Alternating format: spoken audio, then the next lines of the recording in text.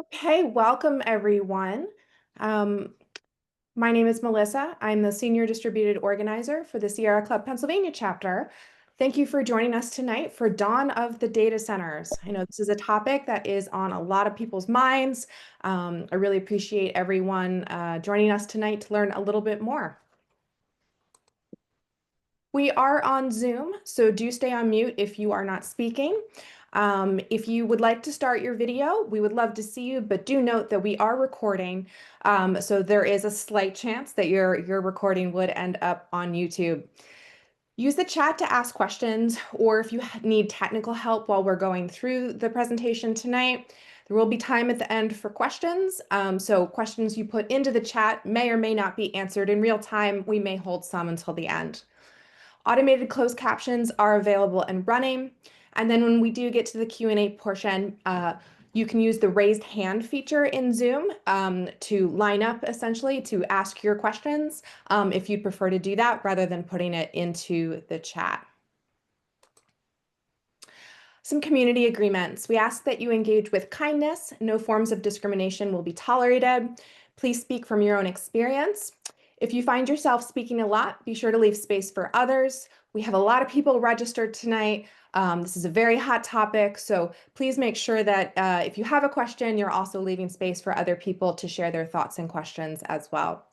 We're going to try not to use jargon, acronyms, and industry language, but we do recognize that these topics are very technical. So please ask us to clarify if something does not make sense. We will do our best to describe any acronyms we may accidentally drop, etc.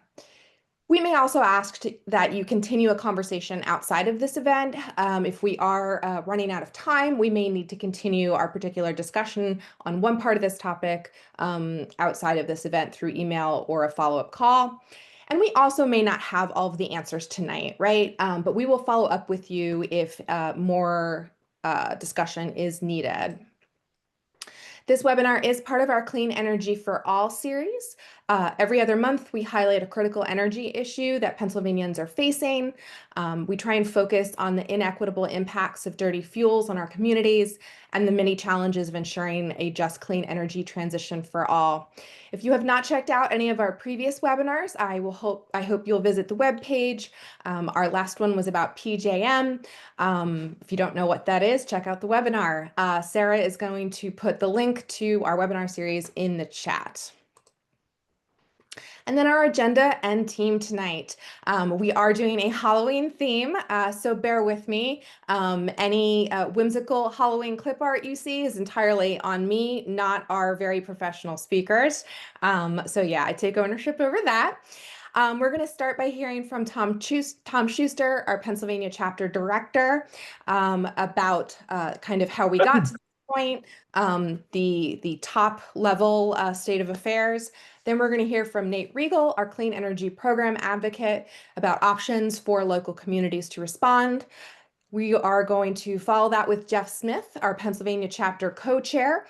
He is going to talk specifically about the situation in northeastern Pennsylvania and how that community has responded to data center development. And then you're going to come back to me at the end. I am our senior distributed organizer, so I'm going to talk about our action opportunities. And then on tech and chat support tonight, we have Sarah Corcoran, our Pennsylvania chapter deputy director. So yes, she can assist you with any questions that you put in the chat if you need any other help with anything. So with that, I'm going to turn it over to Tom. Thank you, Melissa. Good evening, everyone. And I have to say, for one, I love the theme. I love the graphics. Thank you for taking a serious and potentially scary issue and making it more interesting and fun. Hi, everybody. I'm Tom Schuster. I'm the director of the Sierra Club's Pennsylvania chapter. I'm going to start by giving a bit of context about the issue, why we care about it now. And I, kind of want to start by acknowledging what, could be an apparent irony to people.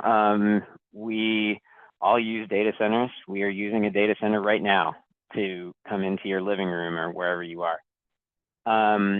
But AI data centers are a different beast altogether. And we'll talk a little bit about why. They are not something that we are used to dealing with, and they create a lot of challenges for the system. I also want to note that the conversation tonight is going to focus on the impacts of the physical infrastructure of AI, not the social change that AI could bring about. There's a whole other conversation to have about whether it's possible to make something that's smarter than us, and if so, can we expect to control it? That is not the scary story we're going to be talking about tonight. But those are also questions I think we should be raising of our leaders, because they aren't willing to go there yet. Next slide, please. Okay, so what does make AI data centers different from other consumers? One is the sheer scale of the electricity demand. So a typical data center will consume as much power as approximately 100,000 homes. That's not an extra zero on there. They do range quite a bit. There are big ones, there are small ones. There are some that are being built now that could consume as much as over 1 million homes. And they are built pretty quickly, faster than any other type of major energy consumer like this.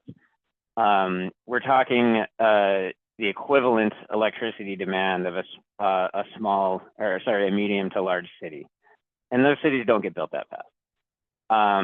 And quite frankly, power generation takes longer than that to build. It's very hard to keep up.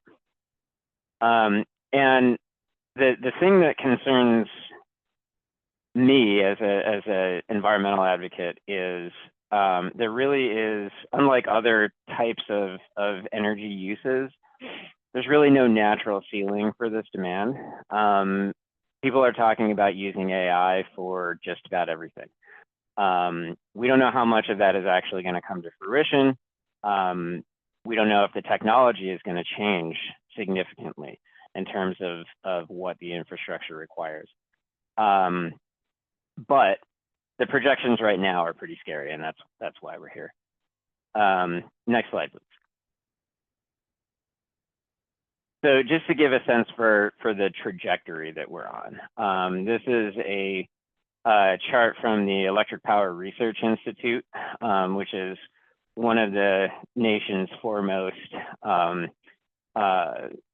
research hubs for grid level electric research and data collection.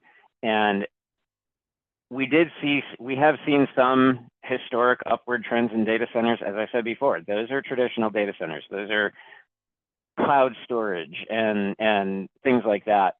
You didn't start to see the major uptick until AI started really taking off.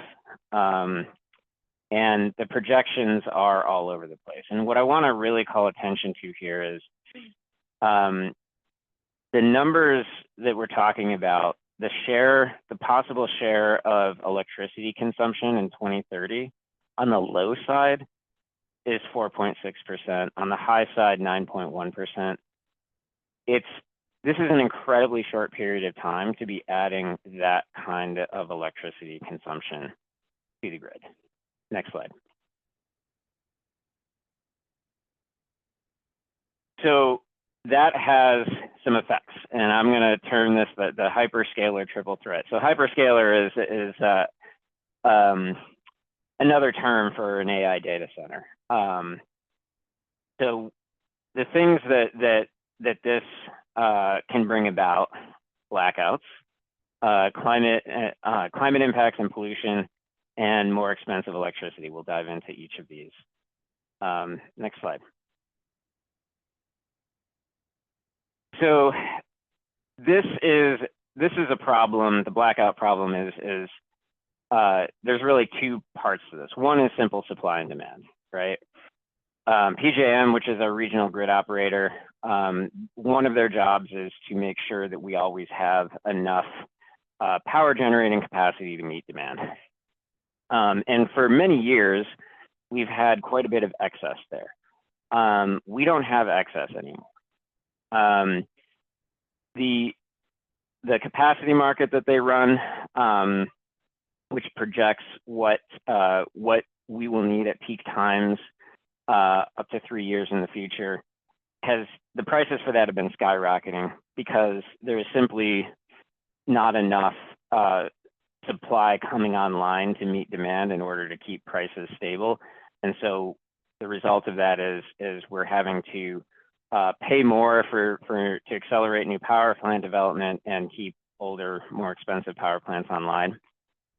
And these data centers, another way they're not like normal load is they want to run all the time. They want to run full bore, running as many computations as they can, regardless of weather conditions. And so when we get to those extreme weather events, whether it's a summer heat wave, when everyone's running their air conditioner, or a polar vortex, when potentially some particularly gas-fired generation drops offline, we do run into emergencies.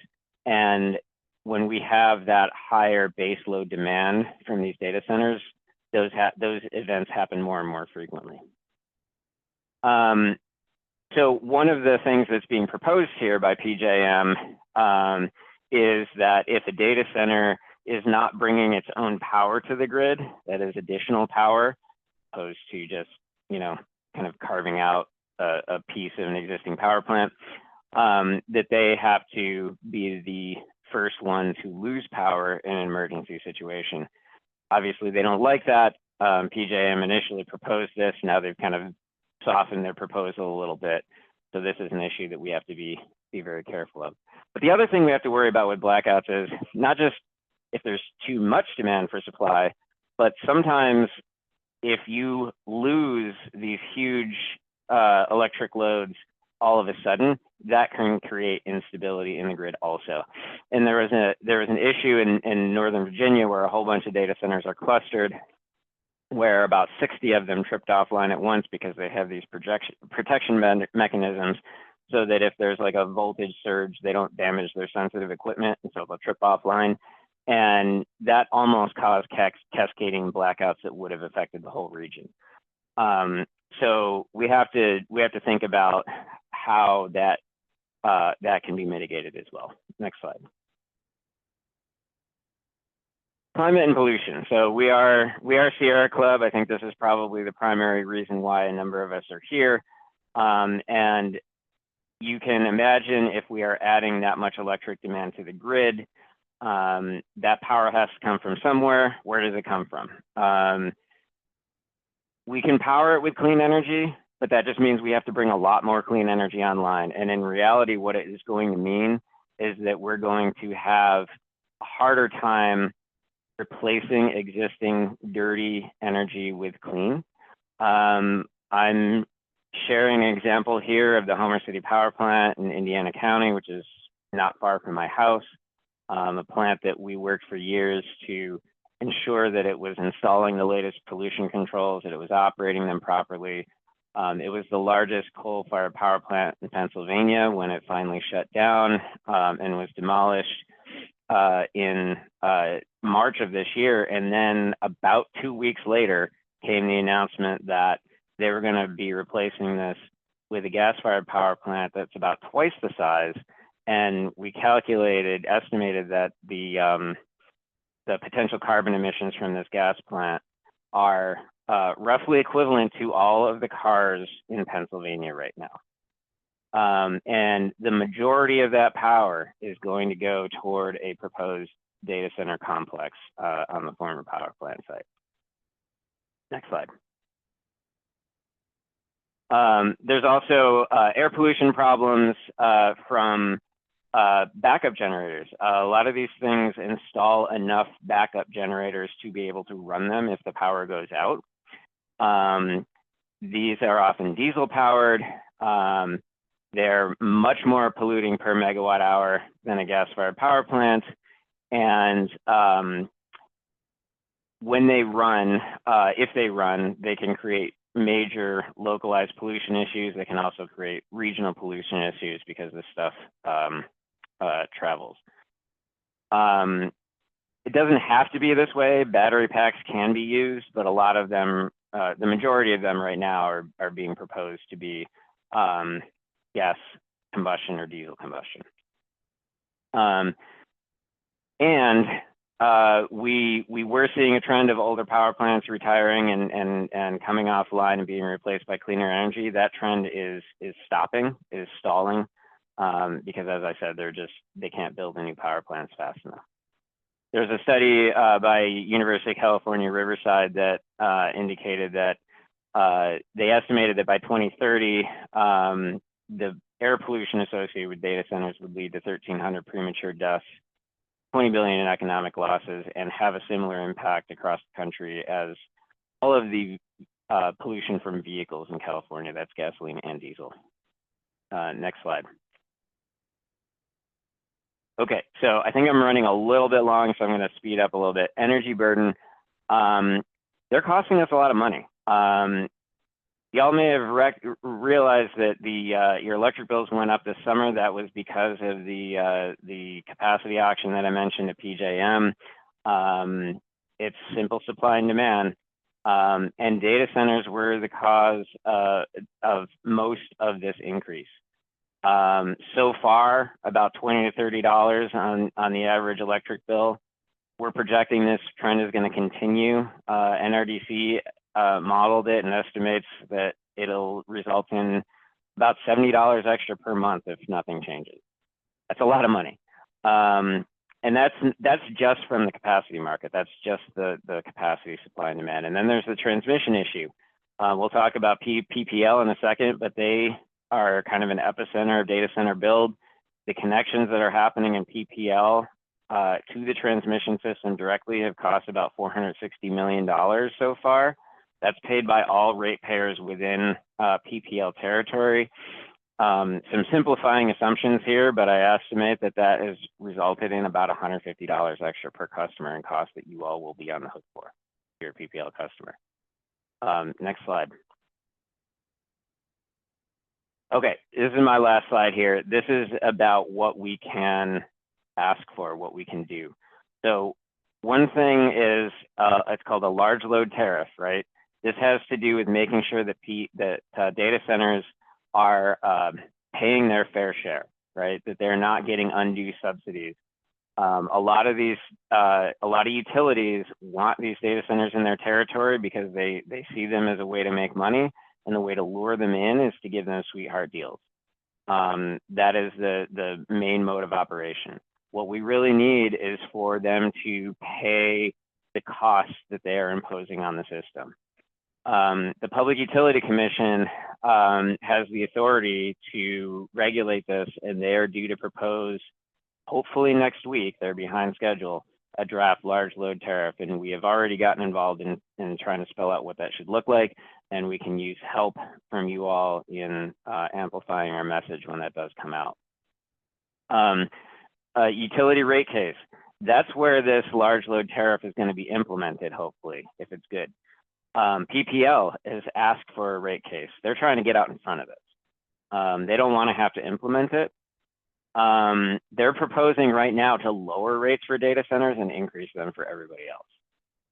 They are not accounting for the transmission interconnection costs that I mentioned earlier in this, because those get assigned through a different process.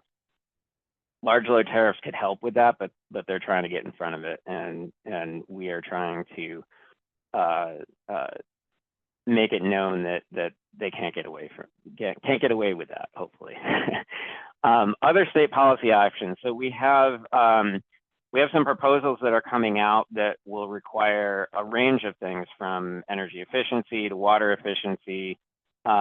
Local impact fees are one. We'll talk about local impacts in a second. Contributions to low-income assistance programs. They're raising the price of electricity for everybody, and they're not paying really much at all toward the universal service programs that help people prevent people getting disconnected if they get behind on their bills. We think they need to pay into that. And then my favorite acronym that I've seen in a long time. Beyonce, bring your own clean energy. Let's make that a requirement, right? We need Beyonce. Next slide. I think that's it for me.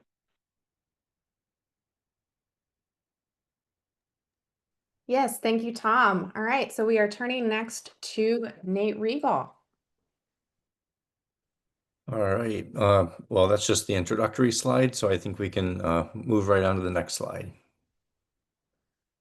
All right. I have the pleasure of talking about local government, and one thing right off the bat that I would like to stress is local government has a lot of well, we'll say approachability, accessibility. When you think about talking to elected officials, local government officials are often very accessible. Compare that to, a state senator who has a lot more constituents, not as accessible. So local government not only does it have a lot of options for land use control, but they're also, uh, I would say, relatively easy to contact. But the first bullet there really spells it out there that they have a huge role when it comes to data centers or any other development in Pennsylvania. Uh, the local government is that's who's delegated the pretty much land use control is the local government issue. So everything from zoning and ordinances, and I'll use those terms. So I figure we'll define them real quickly here. Zoning is really just designating what types of uses can go where, what type of development can go where within, and I will often say township because I'm familiar with townships more so than other types of municipalities. But just keep in mind this is for local government units. So even if I say township, if you're in a city, there's uh, there's the equivalent at the city level. And then ordinances are the rules that apply to development. And the example that I would say here is zoning can say where something goes, and then once you find a place, we'll say a data center. Uh, so once you find a place, okay, a data center can go within this zone. Then the ordinances apply, which may say, okay, you can have a data center here. These are the specifications that we want when it comes to data centers. All right, next slide.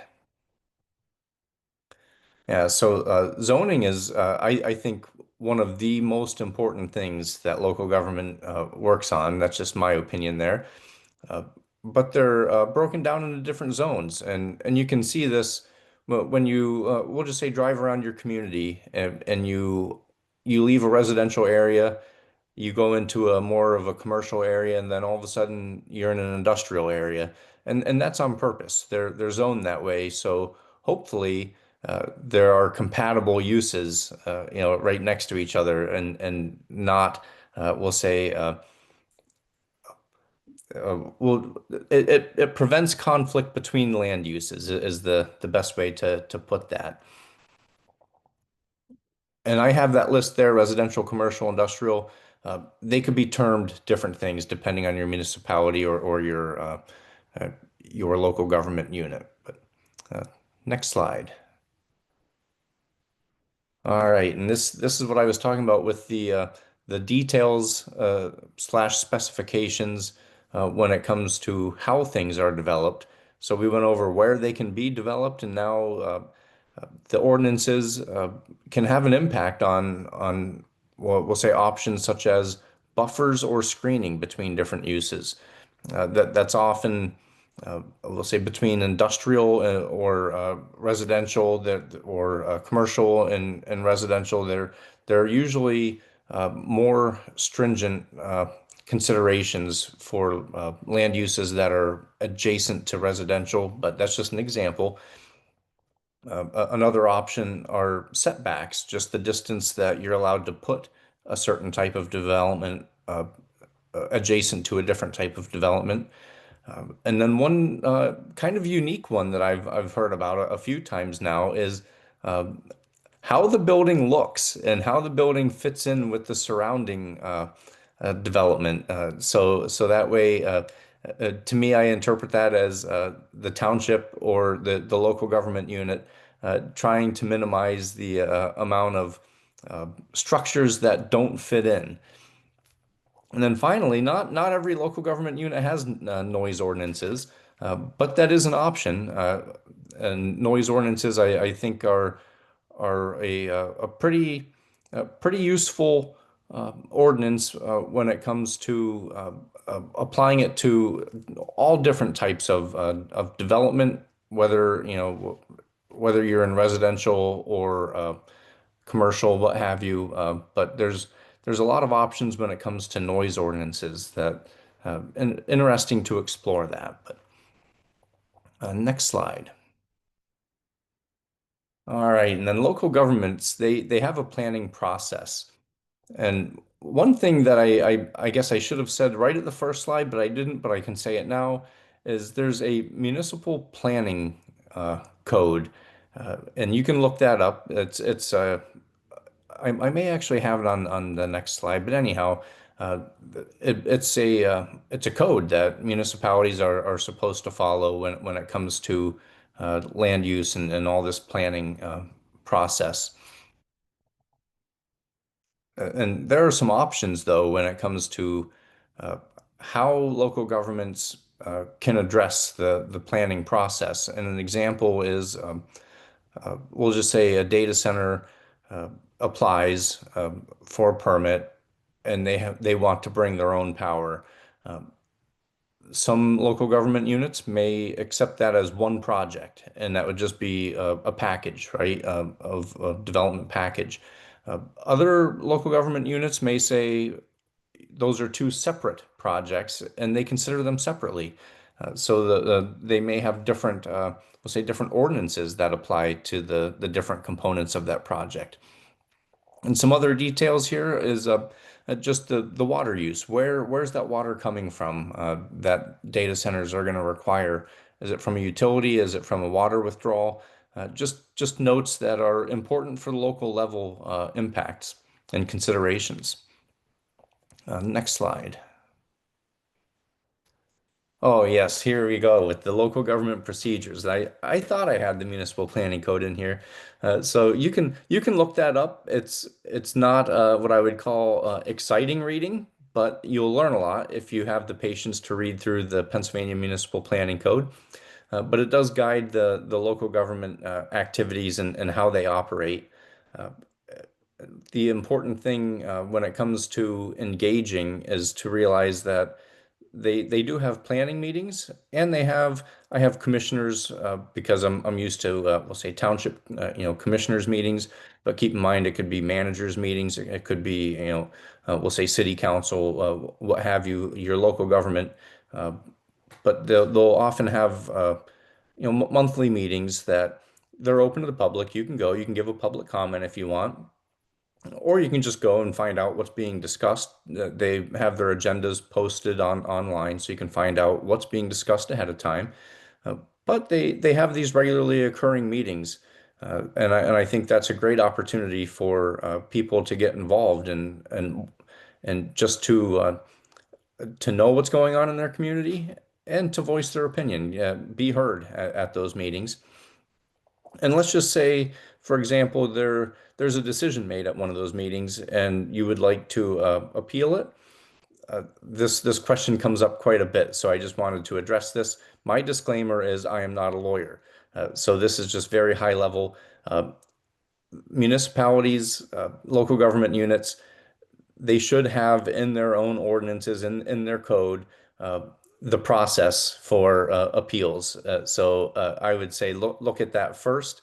There's always a court option, and I don't have details on that because again, I'm not a lawyer. But I would encourage you to, if you decide that you wanted to, we'll say, disagree or file an appeal, look at what your local government unit has already as far as their procedure. Um, you'll learn a lot there. Okay, next slide. Oh, and now I'm passing it off to Jeff. Thank you, Nate. And take it away, Jeff. Hi, everybody. I'm Jeff Smith. I'm from just north of Scranton. And next slide, please. So I want to give you a little bit of a history. My first knowledge of the Sierra Club happened about 10 years ago in opposition to a natural gas power plant. It's a 1,500 megawatt. It's one of the largest, if not the largest at that time in the nation, was being proposed. And we formed a citizens group, Citizens for Healthy Jessup. We lost the fight of the build, but we won a lot of protections for the community. We won the discharge location for industrial wastewater. We won a host agreement, which I believe is the first in the state for the local community. So I think when the people that spoke before me are awesome. And when Tom talked about heating and electrical rates, I think these are places where in the local community you could put those in a host agreement. I think that is something that's underutilized. What we also learned is that we needed to be for something and not necessarily against something. So to build our reach, we had Easter egg hunts, hundreds of children, food giveaways. It was a big part of building community, because I think that comes into play when we talk about the next slide, please. What's happening in zoning and ordinances and how you can communicate with elected officials. I think out of that build is an excellent opportunity for you to run for local office. I think that is very impactful. There are some dates that are coming up that are important. In December, there will be seats on your local planning commission and on your local zoning board. They get placed in January of local election cycle. It's a reorganizational meeting. I would recommend everybody, if they have concerns, put in an application. Be part of the process, because that's where you can make invaluable changes. Next slide, please. So within the planning process, I think it was really important as a community group and watching other community organizations. It's amazing how many people popped up and had meetings at their local libraries that were organizing, that were getting involved. It wasn't all Citizens for Healthy Jessup. It wasn't the Sierra Club. These were neighborhood groups where they'd have 20, 40 people that were surrounding it. And some of the things they were doing, it was simply brilliant. They were looking at the school board. They were pressuring the school board to have enhanced setbacks from data centers, because some of them were being proposed were right next door. And I thought that was a brilliant way for people to involve other political people, other people that had connections, other people that were decision makers and could help with the discussion about the zoning, about setbacks, about the appropriate placement. So that I believe was brilliant, working with churches, working with the local libraries, working with low-income housing units. I think all of that pressure leads to good zoning. Next slide, please. So as we go into the local, the planning code and the local governments and what they can do, we really need to reach out and support supervisors, support council members. I'm on the zoning board, and I can say I'm not against uses, especially when they're well done. And that is part of setting up your local zoning to match what you want your residential area, your community to be. A lot of zoning is outdated. It needs to be looked at. It should be looked at least every 10 years. Some are 20 years old. Some have just been redone, but they haven't been done to the best of the ability of the person that was writing it. So your zoning is a living document. I recommend everyone go to their municipality, their borough, pick up a copy of your zoning map, get really familiar, because I know you have to engage with bringing in experts. Our citizen Trustee Jessup, we had a great roundtable, and we had a state senator there. We had our representative to the House there. It was a really great evening, and it was truthful, and there was a lot of good information that was shared, and there was accountability to our state officials in this, because if they take local zoning out of the hands of the people and place it at a state level, we really have no control of this. So it's really important to keep decisions made locally. Next slide, please. Well, I guess that is the end. I have a couple of things that I would like to touch on also. Keep going, Jeff. You're fine. You're fine. I'm just going to back it up to the Scranton slide or the NEPA slide. Okay, thank you. One thing that I thought was really interesting within the communities was the outreach to communities that there was no foreseeable benefit, and I'll say quote unquote benefit. We're being told about the taxation, about how it's going to alleviate local school taxes. It's going to be great for the community. Some of these complexes border communities that are in different school districts. They're a different taxing body. Citizens reached out to those communities and they wrote resolutions. Some were worded in a way that you know, threatened or discussed what they could do in the future as a municipality to a municipality that did not take their concerns to order. I think that went in a great way to apply pressure once again for appropriate setbacks. All the things that Nate was talking about that we can do with our local zoning to protect our residents and place things where they are appropriate. I want to leave you with one thing. Our citizens group, we had some members on council, we had some members on planning. One of the first things they did, it's a little known zoning, I want to call it a down zoning. It's kind of a strange term, but it takes a very industrial use or an industrial use, a less restrictive area, and it makes it more restrictive.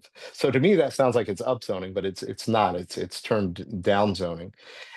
And we were able to take 500 acres of heavy industry, down zone it to mixed use and to residential.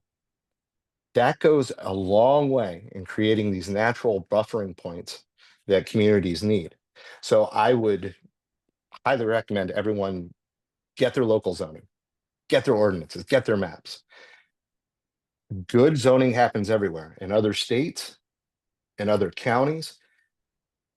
Look at what's being done in the best possible way and bring it back to your borough, to your township, and present it in a positive way and support those decision makers and hopefully be one of them. So thanks for everyone's being here tonight.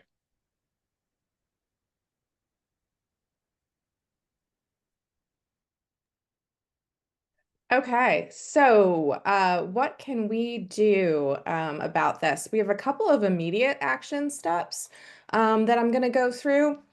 One thing I want to point out is recent polling data, though, about how our communities are concerned, but more education is certainly needed. So people are starting to connect AI to environmental harms.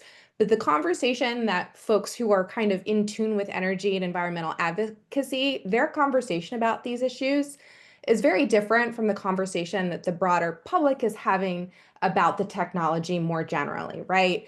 And so this is where us within the energy and environmental bubbles that we may be in can really make a difference in terms of public education and reaching out to our communities and neighbors to make sure that they have more familiarity with data centers and that they're aware of what is coming if there is one proposed in their communities. I encourage everyone to, when you get these slides, click through the links and read that polling data. So then how do we educate our neighbors? Writing letters to the editor of your local newspaper is still a really impactful act that you can take.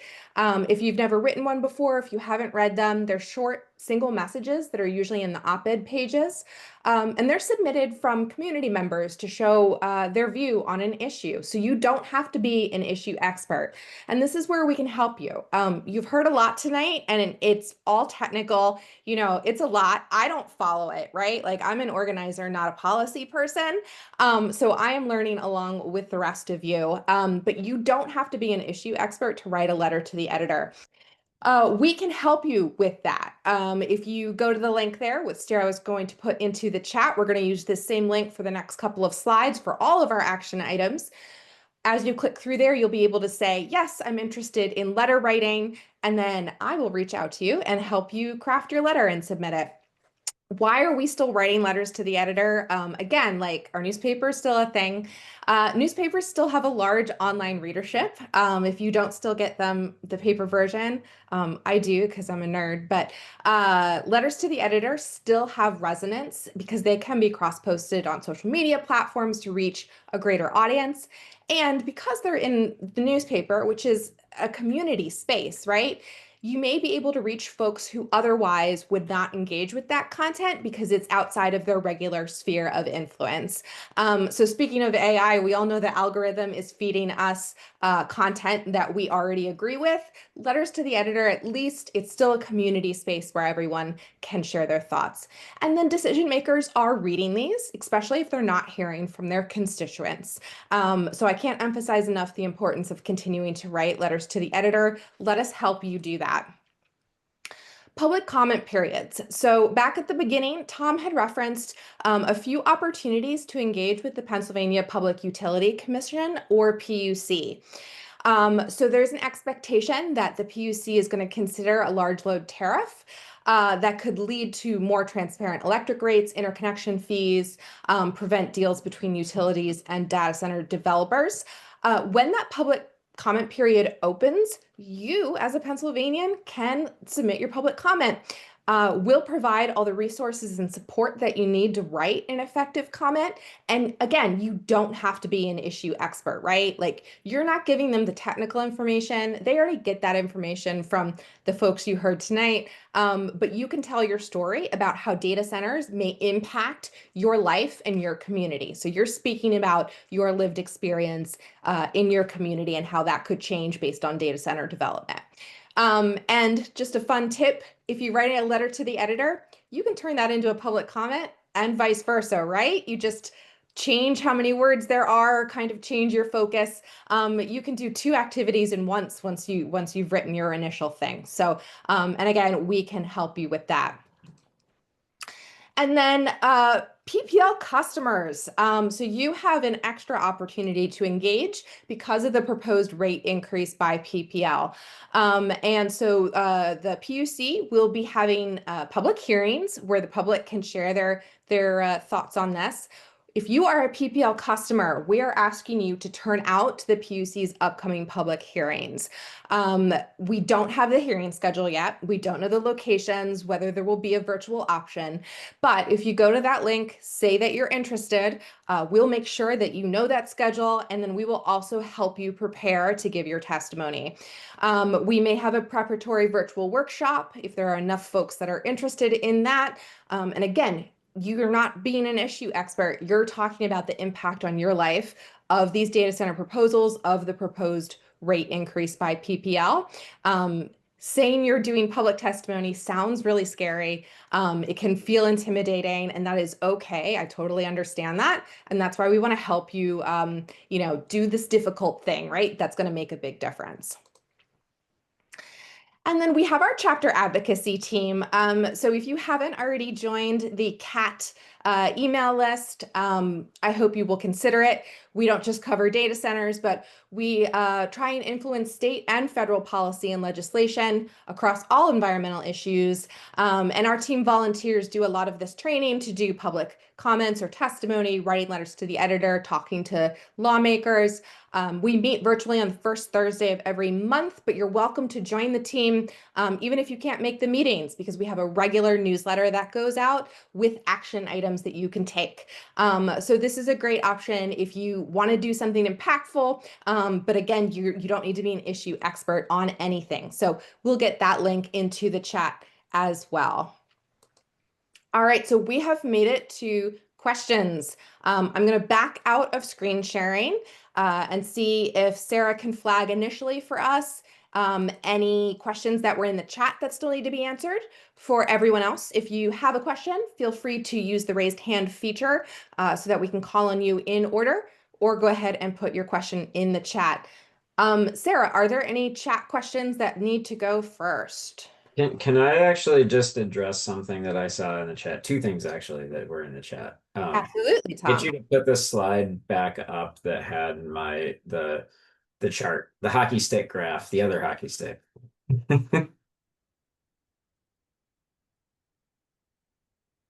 So there was a comment closer to the beginning, kind of about how big the problem is from medicine, and how it seems kind of hopeless to have a positive impact on this, which I totally get. I also saw a comment from Fred. Tom, I'm sorry. Yeah, Are you all seeing the slides? Which slide is it, Tom? I'm seeing the slides, and I want the one with the chart of Sorry. Okay, got you. Sorry. yeah. So so the Fred Crable shared a link about a metadata center that's going in Texas that has new solar power combined with utility scale batteries, and there's a link in there. There are definitely ways to do this better and ways to do it worse. And we're not gonna stop all the data centers. Some of these things are gonna get built. We don't necessarily want to stop all the data centers, but there is a big difference between a data center that is powered by a giant new gas plant and a data center that is powered by solar and batteries. And as I said in the beginning, we don't know how much the technology is going to evolve. We don't know if there's going to be big advances in quantum computing that mean that you can do a lot more with less power. We just don't know a lot of these things. And that's part of why I wanted this slide back up, is because there's a big band of uncertainty, even in the next few years, about how much of this development is going to happen.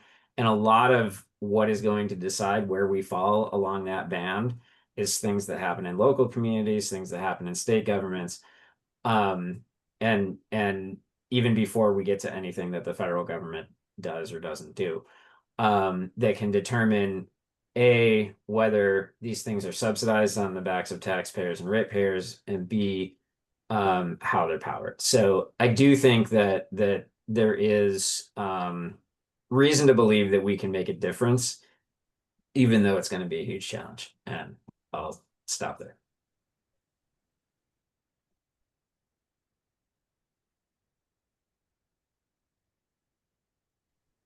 Now, Melissa, there are quite a few questions in the chat, but I also see Fred's hand raised. Is there an order that you would like to go in? Fred, are you responding to what Tom was saying? No, it was really just additional. I was trying to look for this article I saw about Ohio, I think, passed something to deal with protecting the ratepayers from high increasing prices because of data centers. Like maybe, I just wondered if anybody knew anything about that or, would suggest what we might do in Pennsylvania. I would just say I'm not familiar with that Ohio legislation. The landscape on this keeps changing, and bills are being introduced and passed all over the place. We are going to see probably a half dozen or so bills in Pennsylvania introduced in the near future that try to deal with a number of these issues, and we'll definitely keep folks posted as they come. But if you can find it, and we can look for it, but feel free to send us information that you think might be pertinent. It's a developing situation. All right, Sarah, let's go to chat questions if you have an order. Absolutely. So the first few questions that came out were relating to local governance and zoning. So there was a question, what's the best way to fight with ordinances and zoning to just completely stop data centers from even being built, period? Another very similar question was, do we suspect that states or federal government are seeking to preempt local land use authority over data centers?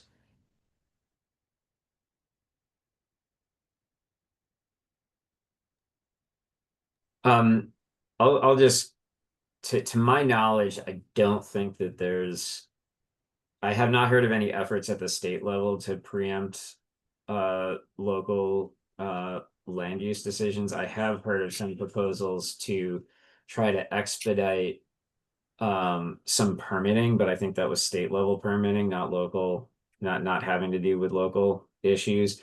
I wouldn't rule it out attempts like that, though. It has been attempted in the past. Luckily, we have some court rulings on the books in Pennsylvania that are helpful with respect to preventing local preemption in the Act 13 case.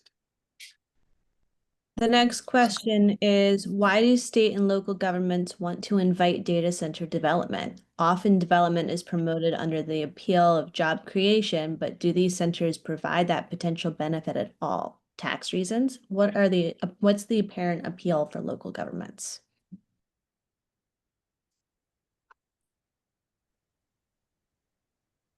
Does anybody want to take that, Jeff?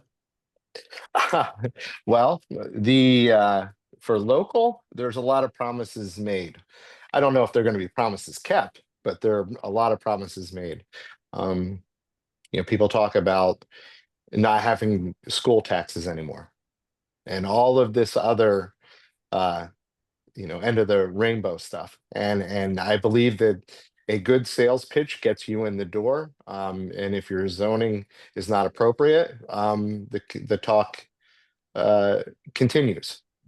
So I think that's why it's so important to be involved. I want to bounce back to that first question. You have to have a location within your borough or township for every use.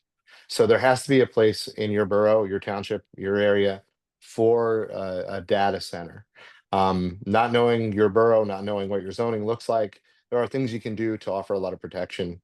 I think that's where maybe you can reach offline to someone within the club and get some guidance. I'm pretty sure that would be available to you, or hopefully that's helpful. But there's ways that you can protect the communities.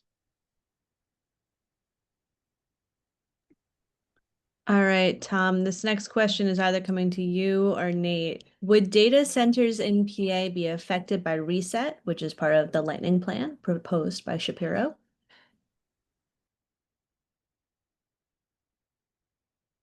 You are muted, Tom. Sorry. The data centers themselves would not be affected by reset as it's written right now, but if there is on-site generation as part of a packaged project, that generation portion could be impacted. But it's not entirely clear to me. It's there. There's still, I think, open questions about how that state board would work with reset, but the intent is to deal with standalone energy projects. And I think the process would be complicated if you were co-locating. I think what they probably have to do is separate. They would have it nearby, but it wouldn't be part of the same parcel, and they might be able to expedite the power part. All right, our next question is, what is the status of HB 502 and SB 939?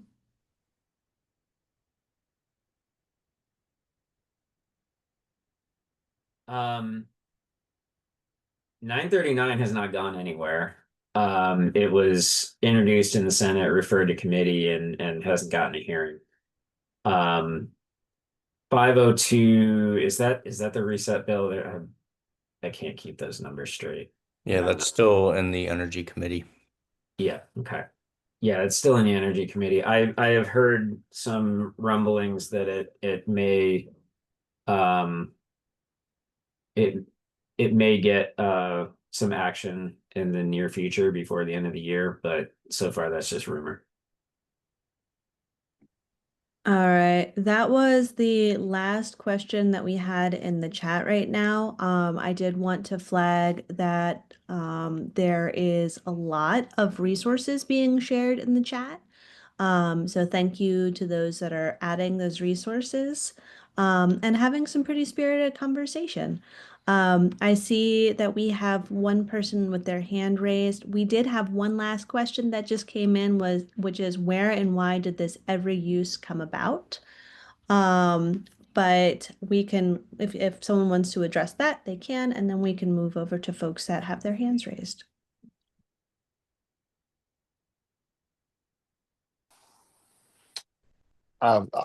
I can jump on that.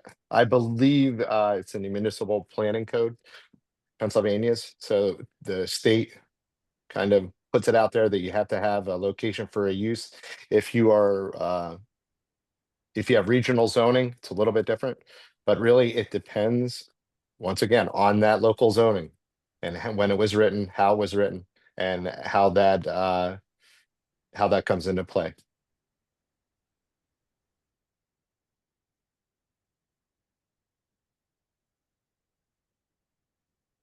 Okay, and so our looks like hand raised Tamala. I apologize if I mispronounced that. Yes, hello, thank you. So I have a couple of questions and comments here. So I am live 5 miles from the Middlesex data center that's being proposed for 715 acres, 1.43 gigawatts. So it's huge. And, they're promising school taxes of 45 million, township around, I think it was 22, but don't quote me on the township and the county, but I think it was around 20 something. And then the county was another like 10 or 12. So that's why all these municipalities are jumping on doing the data centers, is because of the promised tax revenue. So my question is, where are they deriving these numbers? And from what I understand from, the folks in Virginia, that these manufactured numbers aren't lived up to, and that the laws end up being implemented that take away any initial tax revenue. And I know in 2021, our tax revenue Office of Pennsylvania put forth, I'm blanking on the name or the law right now, but that gave them tax exemptions for a bunch of stuff and relief. And so I know they're going to rebuild their servers every 2 to 3 years. And so, like, are those tax exempt? Are there generators that are mobile tax exempt, which they usually are? All these things. So just wanted to flesh that out. And then my last comment question is the push to force them to bring their own energy. That's very concerning to me because they're trying to push for, many gas plants and nuclear plants and fracked wells in the area, which is very, very problematic. And the amount of acres it's going to take for solar or wind are so enormous because, as you guys have mentioned, the average size of these are so big that that's enough energy for 100 to 150 or so homes or more, like the one that I'm talking about. Thank you.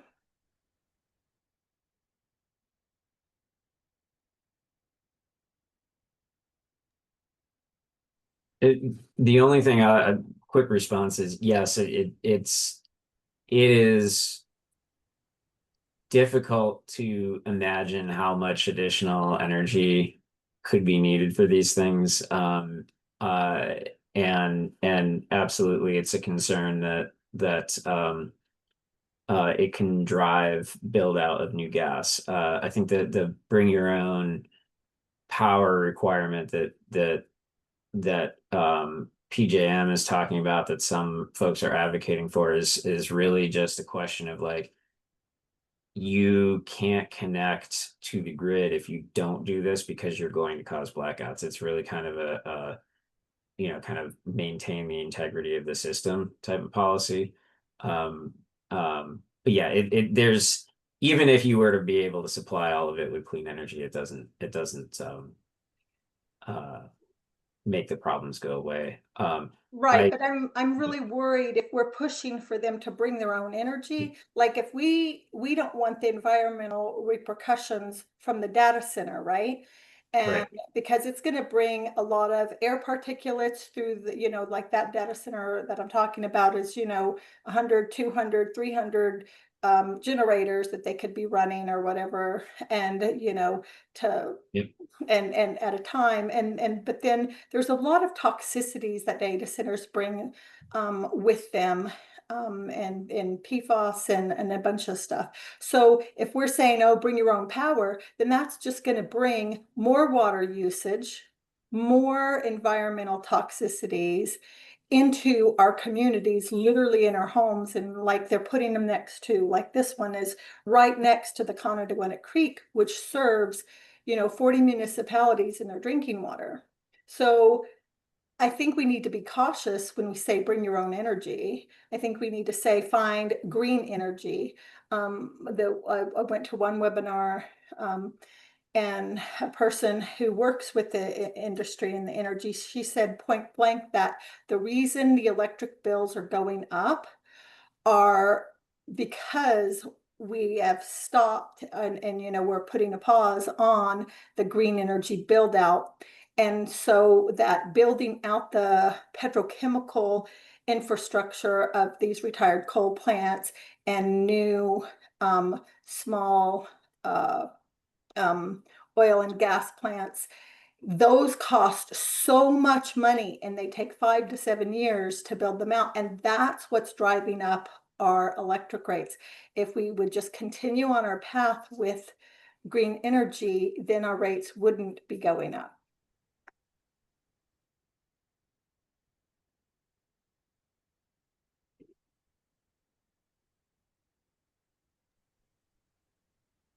Okay, hi folks. I just wanted to acknowledge that we are past 7:30. And so if you do need to leave us, we totally understand, but we do have some pending, at least one pending hand raised. We will continue to respond to questions that have been asked. And then the entire recording will be sent to registrants. So if you need to leave us, you can catch up later. Fred, go ahead. Sorry, this just brings so many questions to me, but I keep hearing about this backlog of natural gas turbines where you can't even get a turbine for like 5 years. And I read somewhere that one of the data centers down in Mississippi actually had them imported from a plant that was defunct overseas just to get their power. So what I'm saying is it's like they're desperate to get this power. And then So I sort of have to wonder about the plant near Johnstown, Homer City. Did they already have their turbines on order? How the heck are they getting turbines to? They claim that they have them, or they But there's going to be 5 years till they get them. no, they say they think that they think that they will have them within the next year. That's what they're saying. They probably had them on order then. I think they've had them on order for a while. Okay. But you're right about the general backlog, right? It is hard to line up new gas turbines. Very, very hard. Yeah. So that's a plus in the cap for solar because, what can you build out quicker than solar right now? There is nothing pretty much that you can't build out quicker than solar. I just hope that that's where a lot of these data centers will go. But, I guess that's all kind of up in the air. Yeah. But there's also different challenges, and a lot of the challenges with solar have to do with permitting, local permitting and zoning, and that is another reason to get involved with your local government because they're making a lot of decisions that impact those. Okay. Thanks. Okay, question in the chat from Wait, can I ask about the Clifton Covington Township proposed development? I'm not sure if anyone is able to speak about specific projects, but do you have anything else about that you wanted to ask? Wait. I think it's Walt. Walt? Yes, Walter. I'm sorry, yeah, too far away. My bad. Hey guys, I am adjacent to a 1,000-acre proposed data center with 30 to 126,000 square feet of buildings. This is pristine forest, Class A trout streams, Silver Creek, Ash Creek going into the Lehigh. It's a total disaster. And actually, as we speak tonight, the Clifton Zoning Board is being challenged for whether or not it is inclusive or exclusive of their zoning ordinances. Depending on how this goes out, I mean, it's planned in the wrong place. And all over Pennsylvania, the demand or political push for these data centers are just wherever they can find them. How can we prevent, other than, I mean, we're dealing with local townships that are small municipalities that don't really have a good understanding, and they're being dangled with monies that actually won't exist. And the political environment is really not friendly right now for protecting the public with health, safety, and welfare. Any ideas how we can help?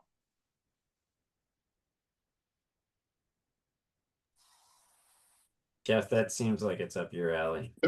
Yes, I'm familiar. I'm familiar with the Covington Township and that discussion.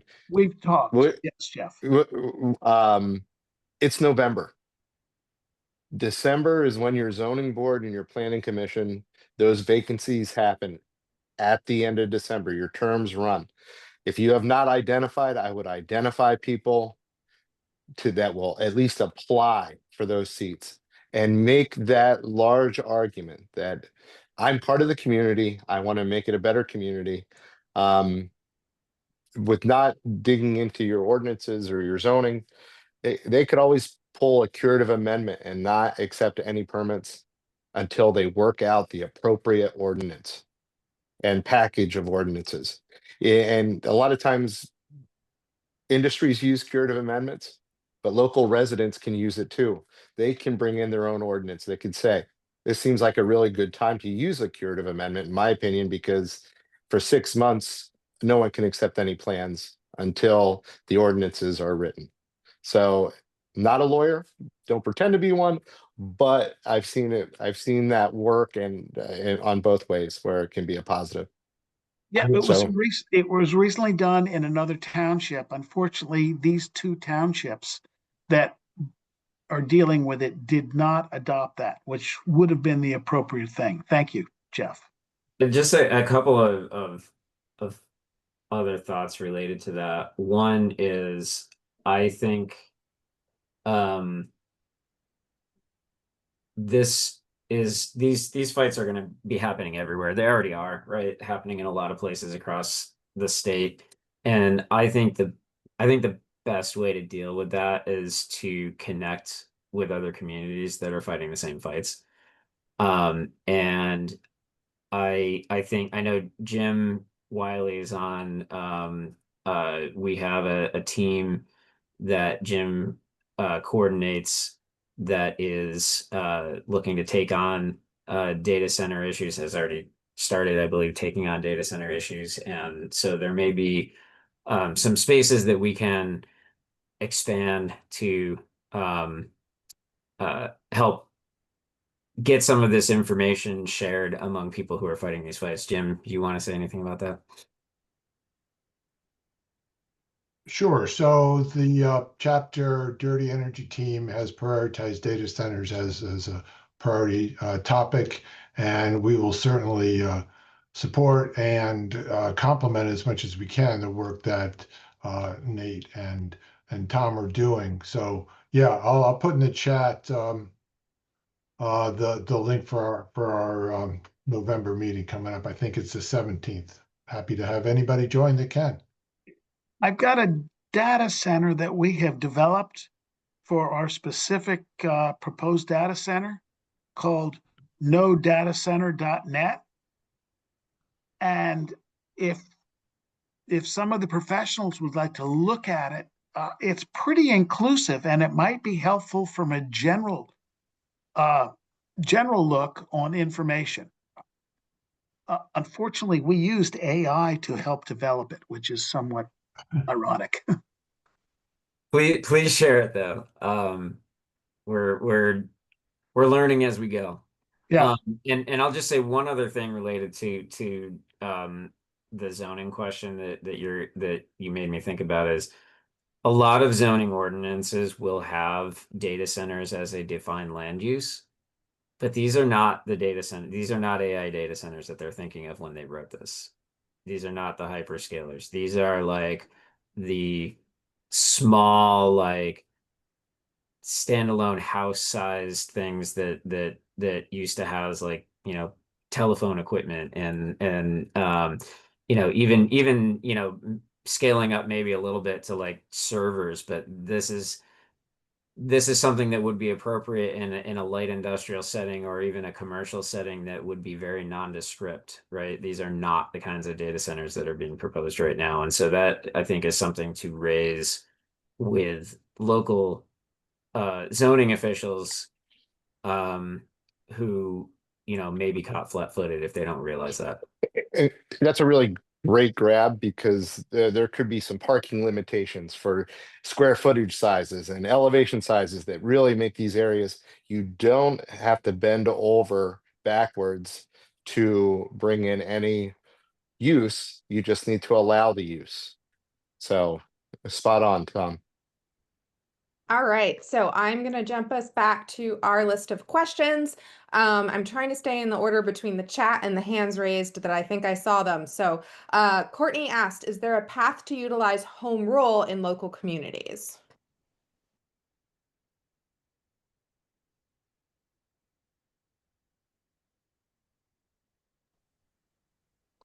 I am not quite sure how to answer that, but Jeff, is that something you?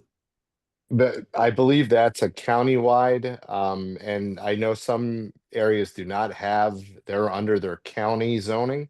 So that is a really tough question, and I would, I believe we have some experts that we can put you in touch with, that we could find as a group, like Fair Shake and other places where they might be able to answer that question. Am I correct there, Tom? Yeah, I think we can try to follow up on that one. I think the answer is going to depend on where you are. Okay, so then Gary's hand was raised. Go ahead, Gary. Okay, can everybody hear me? Yeah. So as ghastly as all this is, I'd like to caution everybody against using the sweetheart deal energy thing as a talking point because I don't see that gaining much traction. It's not actually true. I'm a retired electrical engineer. I worked in the energy sector for a little over 30 years. And the deals that electric utilities are talking to proposed data centers about that's nothing new. And it's the same deals that they offer to any large user. And I'd be happy to explain in detail how it all works if that's of value to people. But it's essentially a volume discount. So let me say, I'll talk as quickly as I can. If you go down to your local car dealer and want to buy one car, you're going to haggle and get $1,000 or so off the sticker price. And you know, and here I think we all know this here, that the profit margin on cars is like 30 to 40%. So when they take $1,000 off the sticker price, the car maker is still way inside their revenue targets. Right? If you go down to the local car dealer and you want to buy 50 cars, you're not going to talk to the salesman. You're going to talk to the dealer owner and the regional guy for Toyota, whoever, and they're going to knock, $8,000, $10,000, $12,000 off the price of each car because you're saving them a lot of money, right? They don't have to hold that inventory for 10 months or a year, and their salesmen aren't out letting hundreds of people test drive each car to try to unload them. And so let's jump over to large electric users. Let's say a data center uses the same amount of energy in a year as 2,500 single-family residences. Now, how much extra infrastructure is there to deliver electricity to 2,500 residents? Just try to think about that for a minute. All the extra utility poles that go in. Hey, and all Gary, the overhead can I lines. just interrupt for just a second? Sure. I know I get where you're going with this, and I'm happy to have this conversation offline, but I actually have to leave in 5 minutes to pick up my kid from his youth group. But what you're saying is true with respect to distribution infrastructure from a utility perspective, but that's actually not what I was talking about here. I was talking about the costs of connecting directly into the transmission grid. And there are traceable costs, and I'll share this study with you, and we can include it in the follow-up, of costs that have been identified at the PJM level that are assigned to customers within the utility service territory that get as a general rule applied across the entire customer base. But we know because of the filings that go behind those transmission upgrades that those are being brought about by data centers, and there's really no reason to believe that they're creating really much extra benefit for everybody else. So that's where that comes from. I take your point about, maybe we don't call them sweetheart deals, but I do think that there is actually a lot of hidden costs that utilities or that utility customers are incurring because of this.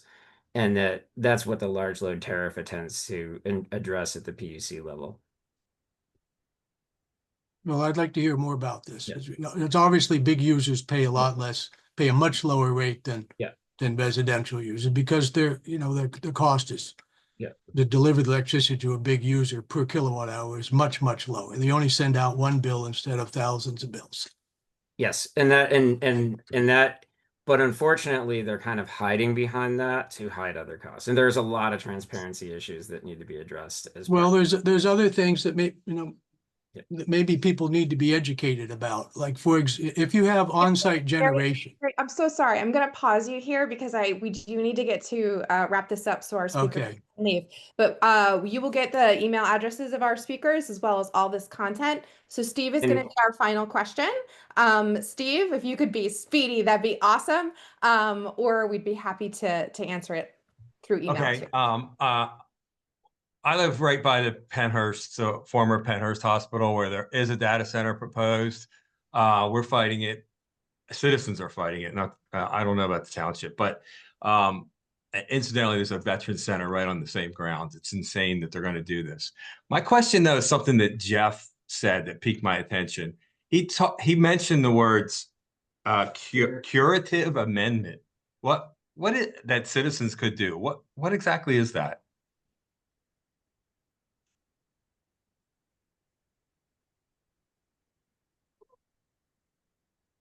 Jeff? Oh. Yeah.